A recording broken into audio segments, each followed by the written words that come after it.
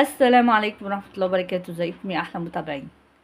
فيديو للدردشة، طاقة ايجابية. هنعمل شوية طاقة ايجابية كده، لان صراحة بيجيلي على الواتس كلام محبط وسلبي، واللي هو انا مش عارفة اشتغل.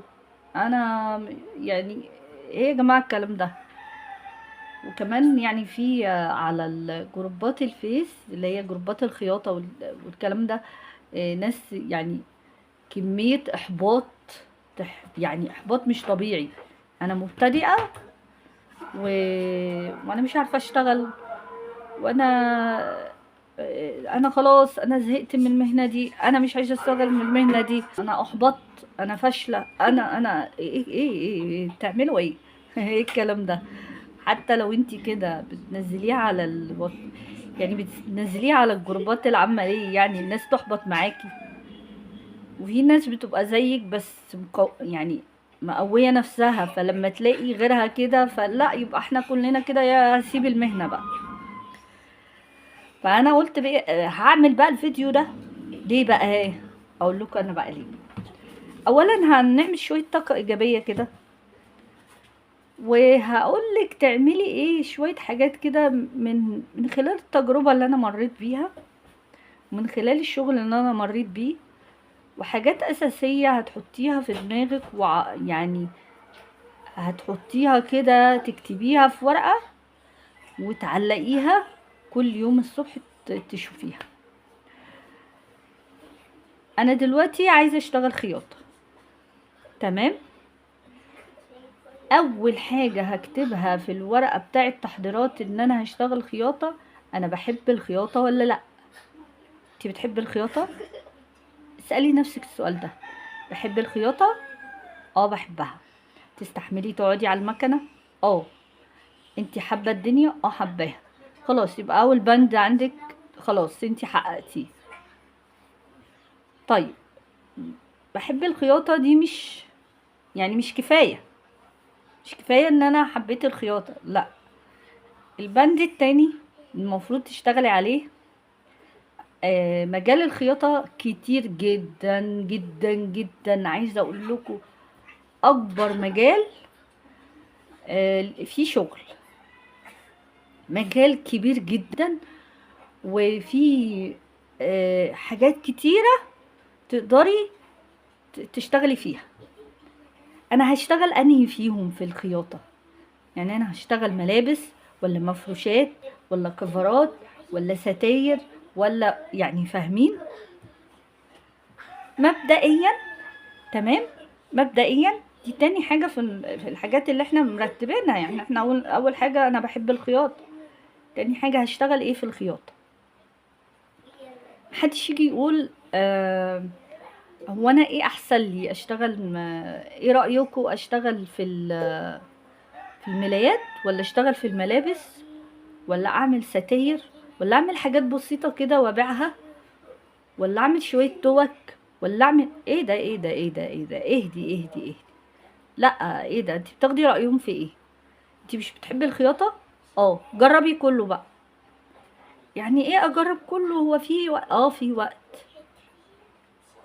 اللي يدخل مجال هيبقى عنده وقت ان شاء الله، ادام ربنا ييسر لك ان انت تبقي خياطة هيبقى عندك وقت، ما تقلقيش. طيب انا دلوقتي امكانياتي العقلية امكانياتي العقلية او امكانياتي المهارة اللي عندي تسمح لي اشتغل في ايه في الخياطة؟ هنجرب الاول ناخد كورسات في الملابس، لقيت نفسي كويسة فيها هكمل. هجرب كورسات في المفروشات، لقيت نفسي كويسة خلاص تمام هنكمل. هجرب كورسات في الكفرات. كل الكلام ده متاح، خلي بالكم، متاح على اليوتيوب، وفي قنوات كتير، وفي ناس كتير محترمة في مجال الخياطة بتعلمك بضمير. لما بدأت في شغل الخياطة، أنا طبعا بحب الخياطة وجبت لنفسي مكنة. هتكلم على موضوع المكنة ده الأول، بس لما أديكوا تاني حاجة الأول. ف... فأنا جربت خياطة الملابس، ما حبيتهاش صراحة. خدت خدت كورسات كاملة كل حاجة، يعني عايزة اقول لكم كل حاجة يعني. وصلت لحد العباية، الفستان، الجيبة، كورس كامل، كورسات كاملة في الملابس. لقيت نفسي مش خلاص بقى المفروض اشتغل فيها. لقيت نفسي بقول لا، انا مش عايزة اشتغل فيها. ليه؟ معرفش. ف قلت بقى هبتدي بقى مفروشات. لقيت لا، انا ارتحت للمفروشات، كملت فيها. لقيت نفسي داخله في شغل الكفرات. لا، ده انا بقيت شاطره فيها وكويسه فيها جدا، كملت كفرات. فاهمين؟ فانتي ما تقوليش لحد انا اشتغل فيه. نيجي تالت حاجه بقى، واهم حاجه، وانتوا بتسالوا اسئله فيها مش طبيعيه. المكنه. انا اجيب مكنه ايه يا جماعه؟ انا عامله لكم فيديو للمكنه. إيه؟ انا اختار مكنه ايه؟ اولا امكانياتك ايه؟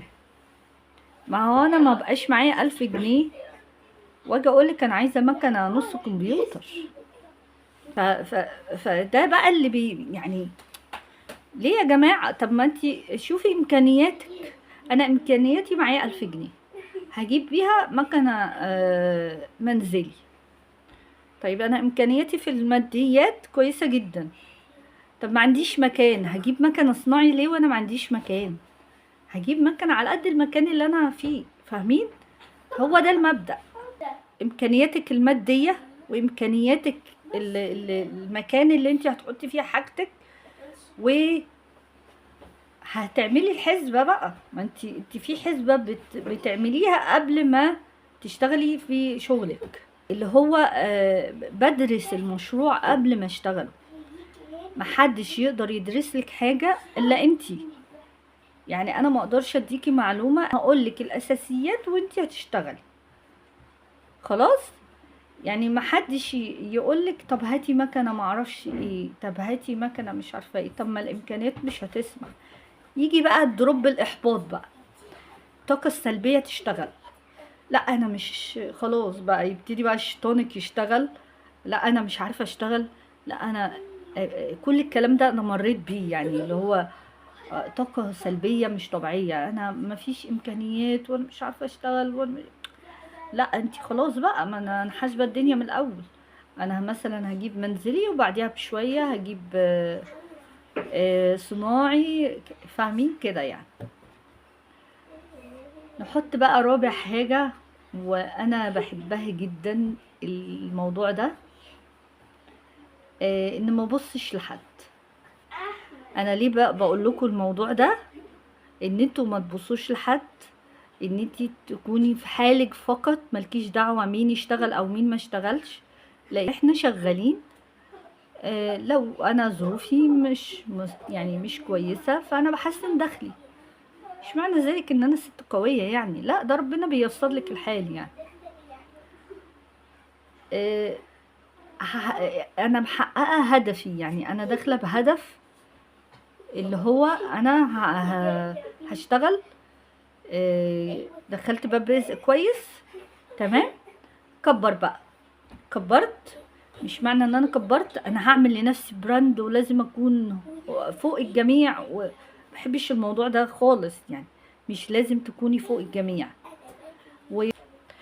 يعني انا لما دخلت مجال الكفرات وتعليم الكفرات، ما كانش في دماغي خالص ان انا اكون الملكة ملكة الكفرات وملكة معرفش ليه. يا حبيبتي الملك لله وحده. مش ضروري ابقى الملكة، مش ضروري ابقى الاستاذة، مش ضروري ابقى الكلام ده. لا، ده ربنا اللي بيحطك في السلم بقى ويخليكي كده. يعني الناس اللي بتقول عليكي كده، مش انا بعمل. لا، انا لازم ابقى الملكة، انا لازم ابقى رقم واحد لا، لو ليكي نصيب هتبقي رقم واحد. فالموضوع ده بيخليكي تعملي حاجات مش حلوة. اللي قصدي بيه من الفيديو ده ان انتي لازم تكوني في طاقة ايجابية، ان انتي تحطي قواعد لنفسك، القواعد دي اللي انا قلتلك عليها والاساسيات اللي انت هتمشي عليها مش بالضرورة تحققيها في شهر، مش بالضرورة تحققيها خلال يومين، مش بالضرورة خلال شهر او شهرين تكوني رقم واحد. لا، خلي عندك مبدأ، خلي عندك ضمير في شغلك. الرزق ده بتاع ربنا، محدش يكون خايف انا دخلت المجال ده هو انا مش هكسب فيه. لا، هتكسبي فيه، مش ضروري مكسب كبير، بس مكاسب على يعني على الاقل مرضية. ارضي بالمكسب اللي بيجيلك. احنا في اسامي كبيرة في المفروشات، وفي اسامي كبيرة جدا في المفروشات لو دورنا، وفي الكفرات كمان لو دورنا في اساس ما بدأت الشغلانة دي هتلاقيها مثلا من 7-8 سنين، من 9 سنين، يعني شغالة من وقت، يعني تعبت. يعني انا مثلا ما سعيش اكون زي جراند ستايل وانا لسه بقالي شهر. انتي لو دورتي في جراند ستايل هتلاقيها بقالها فترة طويلة. فاللي هو انتي بتدوري على ايه؟ انا عندي الطموح، خليكي طموحة، بس مش تحبطي من اول شهر انا ما بقتش اللي انا عاوزاه. في ناس بقى يعني كاتبه كده ان هي ما وصلتش للي هي عايزاه ده في خلال شهر يعني، وان هي زهقت من المهنه، ولا دي المهنه مش جايبه همها. يا ستي مش جايبه همها، طب انتي دخلتيها ليه؟ دخلتي المهنه ليه؟ احنا دخلنا المهنه، يعني احنا داخلين المهنه مش عشان نكسب ملايين، لا، احنا داخلين عشان نحسن دخلنا، فاهمين؟ ف يا رب بس الفيديو دوت يكون فيديو طاقة إيجابية كده وحاجة حلوة كده. حبوا شغلكم، حبوا نفسكم، ملكمش دعوة بحد. حبي الشغل بتاعك، حاربي عليه. حاجة حبيتيها فحاربي براحتك واجتهدي، وربنا هيديك على قد اجتهادك. ما تحاوليش تكوني فوق الناس، لا، حاولي تكوني تعملي اللي عليكي عشان ربنا يديكي رزقك اللي انت متوقعاه، فاهمه؟ ويا رب يكون الفيديو ده حلو جدا، ونعمل فيديوهات طاقة إيجابية بقى بعد كده، كل فترة كده نعمل طاقة إيجابية لنفسنا إن شاء الله. السلام عليكم ورحمة الله وبركاته.